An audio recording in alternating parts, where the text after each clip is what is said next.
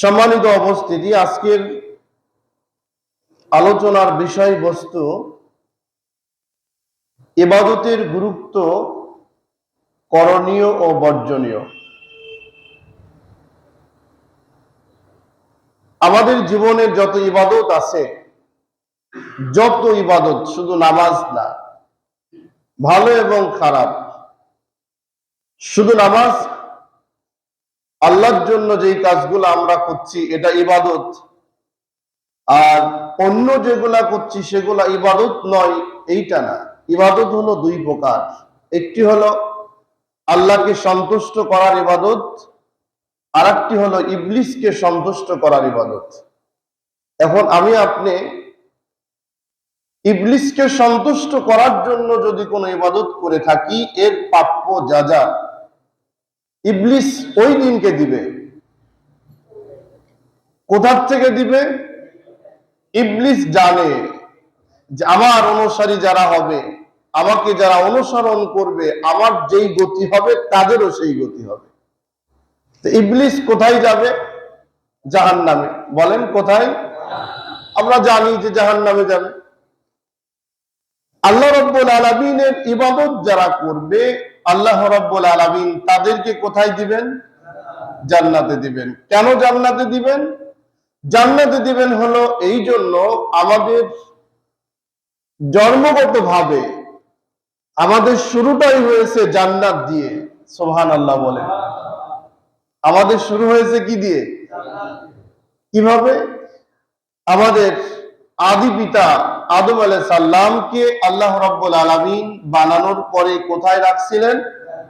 জান্নাতে। আবার পরবর্তী জীবনে আবার যেখানে দিবেন ওই ঘোষণাও কোথায় দিয়েছেন? জান্নাতে দিবেন। এই জন্য পথ দুইটা। আপনি যেই পথ অনুসরণ করে ইবাদত করবেন, ওই ইবাদতের ফলাফল দেওয়ার জন্য একটি মাঠ দরকার, একটি জায়গা দরকার, তার নাম হলো পরকাল। এবং জান্নাত জাহান্নামের ঘোষণা যেখানে দিবেন, ওই জায়গাটার নামই হলো হাসরের মাঠ। এ বিষয় নিয়ে আমরা কোরআন ও হাদিস থেকে যে একটি কথা আলোচনা করব। সম্মানিত উপস্থিতি, আমি এই ইবাদতের বিষয়টা তিনটা ভাগে ভাগ করছি আমাদের বাস্তব জীবনটা দিয়ে। আরেকটি সমস্যা হলো, অন্যদের সমস্যা কি সেটা তো আমি জানি না, তবে আমার সমস্যাটা হলো, যত দিন যাচ্ছে তত আলোচনাগুলা কোনো না কোনো ব্যক্তির গায়ে বাজছে, তখনই আলোচনার ঝড় উঠছে। এই জাতীয় মুসল্লি যারা আছেন, আপনাদের দেখে আমি আলোচনা রেডি করি না। এ দেখেন, আমি কোরআন থেকে নোট করি, নোট করে চেষ্টা করি কিছু কথা আল্লাহ যদি বলার সুযোগ দেন। এখানে যখন বসি মেম্বারে, তখনও কিন্তু আমি জানি না যে আমি কোন কথা বলবো। আল্লাহ রাব্বুল আলামিন যেটা তার এই গোলামের জবান দিয়ে বের করে দেন, ওইটাই আমার দ্বারাই সম্ভব।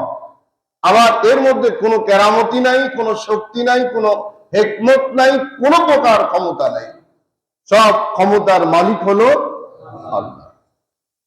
আপনি যখন রাগ করছেন, আপনার বিরুদ্ধে যখন যাচ্ছে, উচিত হলো একজন ইমানদারের সামি'না ওয়া আতা'না, শুনবে যখন পরিবর্তন হবে তখন। আসুন আমরা আলোচনার মূল জায়গাতে যাই। আল্লাহ রাব্বুল আলামিন বলেন, ইন্নানি আনাল্লাহ লা ইলাহা ইল্লা আনা ফা'বুদুনি ওয়া আকিমুস সালাতা লিযিকরি। তোমরা একমাত্র আমি আল্লাহ ব্যতীত আর কারো উপাস্য করো না, কারো ইবাদত করো না, কারো গোলামি করো না, কারো দাসত্ব করো না। এই তিনটা বিষয়, এটা আমাদের আসলে মুখস্থ হওয়া দরকার। মানি আর না মানি, আমাদের মুখস্থ আছে, আমরা জানি। এ ব্যাপারে কোরআন কারীমের মধ্যে পড়াই 200-র বেশি আয়াত আল্লাহ রাব্বুল আলামিন বলেছেন। আমি 3-4টা আয়াত থেকে দু একটি কথা আপনাদের সামনে বলবো ইনশাআল্লাহ।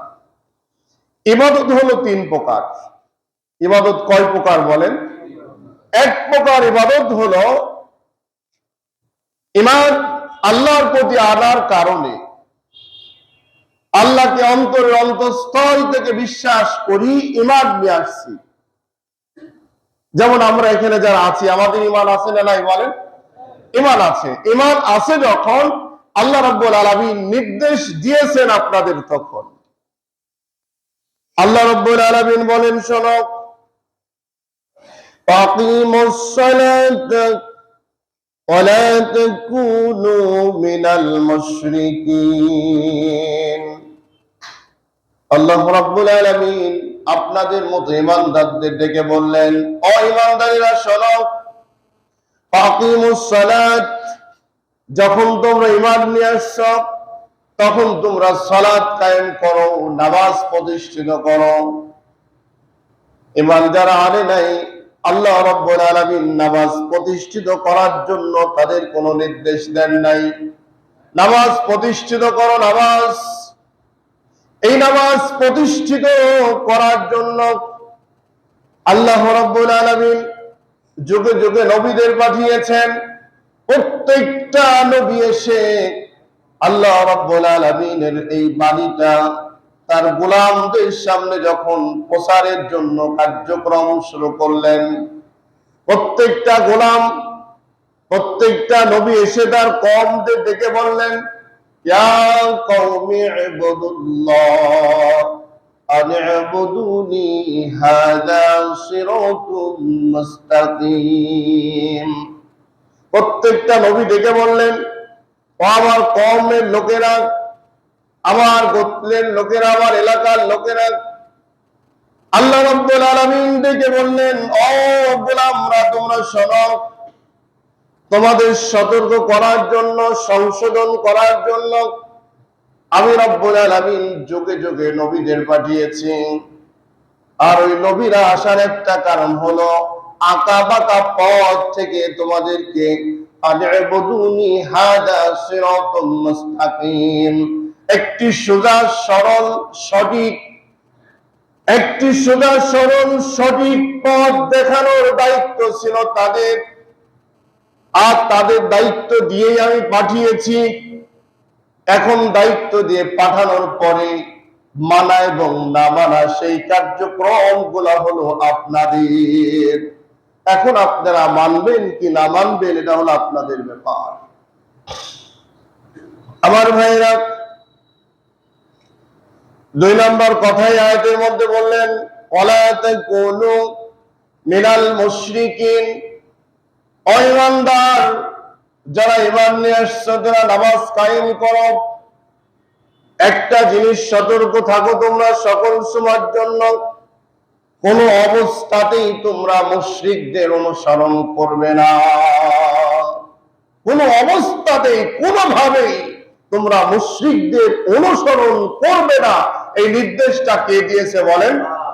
আমার ভাইয়েরা, আবার দেখুন, মুশরিকদের অনুসরণ করো না, মুশরিকদের তোমরা মেনে চলো না।